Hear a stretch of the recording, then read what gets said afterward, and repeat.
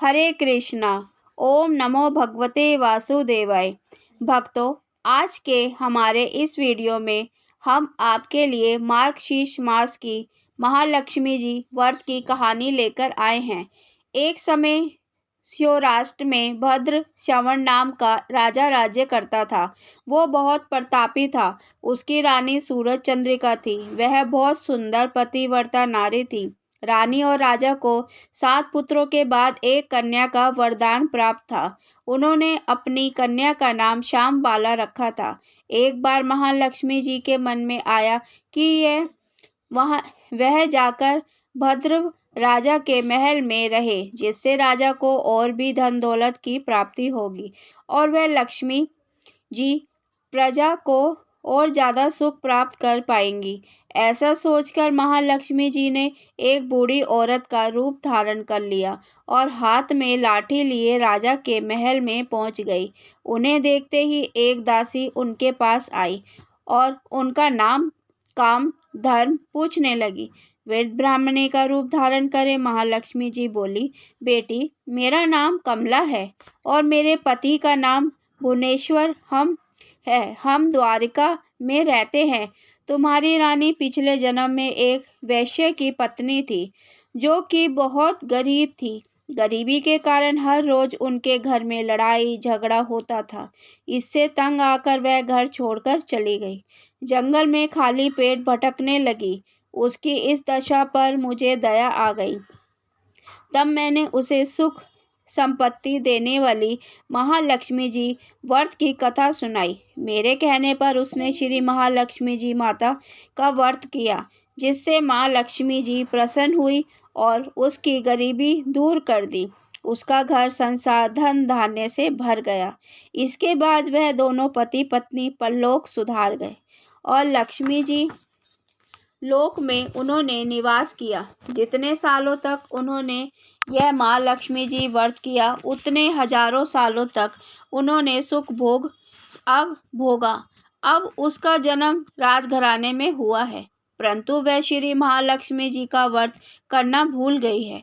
मैं यहाँ उसे व्रत याद दिलाने आई हूँ। यह सब बातें सुनकर दासी ने उस वृद्ध महिला को प्रणाम किया। फिर श्री महालक्ष्मी जी व्रत की पूजन विधि पूछी। तब उस बूढ़ी माई के रूप में महालक्ष्मी जी ने दासी को महालक्ष्मी व्रत की पूजा की संपूर्ण विधिवत कथा बताई। फिर दासी ने उस वृद्ध ब्राह्मणी को प्रणाम किया। महल के अंदर रानी को बताने चली गई। उधर रानी को अपने ऐश्वर्य पर बहुत घमंड था।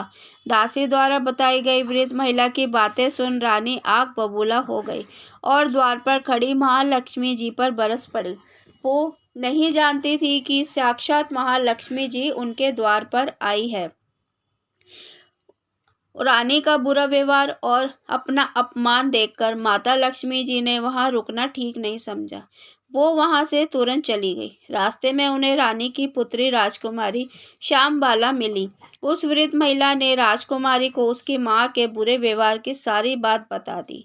यह सुन श्यामबाला ने महालक्ष्मी जी से अपनी माँ के व्यवहार की क्षमा मांगी। माता लक्ष्मी को राजकुमारी पर दया आ गई। उन्होंने श्यामबाला को महालक्ष्मी जी व्रत के बारे में बताया। श्यामबाला ने श्रद्धा और महाविश्वास से श्री महालक्ष्मी जी व्रत किया। फलस्वरूप राजा सिद्धेश्वर के पुत्र राजकुमार मलाधर से उनका विवाह हो गया। वो अपने पति के साथ ससुराल में आनंद से दिन बिताने लगी। उधर दूसरी ओर महालक्ष्मी जी का रानी पर प्रकोप हुआ, जिसके कारण राजा भद्रश्रवण का संपूर्ण राज्य नष्ट हो गया। खाने तक के लाले पड़ गए। ऐसी हालत में इधर उधर भटकते हुए राजा और रानी जंगल में रहने लगे। एक दिन रानी राजा से बोली, स्वामी, हमारे दामाद इतने बड़े राजा हैं, धनवान हैं, ऐश्वर्यशाली है, उनके पास जाकर उन्हें अपना हाल क्यों नहीं बताते? वो जरूर हमारी मदद करेंगे। यह सुन राजा भद्रश्रवण अपने दामाद के पास जाने को तैयार हो गए। दामाद के राज्य में पहुंचकर वह एक तालाब के किनारे विश्राम करने लगे। वहां आती जाती दासियों ने उन्हें देखा तो विनम्रता से पूछने लगी कि आप कौन हैं? जब उन्हें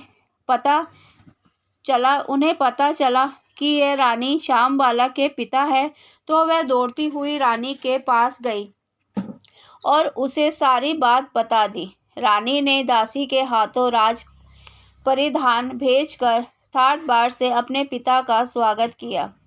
जब वह लौटने लगे तो सोने की मोहरों से भरा एक घड़ा दिया। जब राजा भद्रश्वण वापस अपने घर लौटे तो उन्हें देखकर रानी बहुत खुश हुई।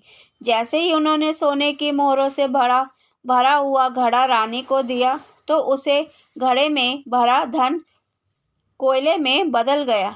यह सब माता लक्ष्मी के प्रकोप से हुआ था। इस प्रकार दुर्दशा में उनके कई दिन बीत गए। अब रानी स्वयं अपनी कन्या के पास गई। यह दिन आघान मास का अंतिम गुरुवार था।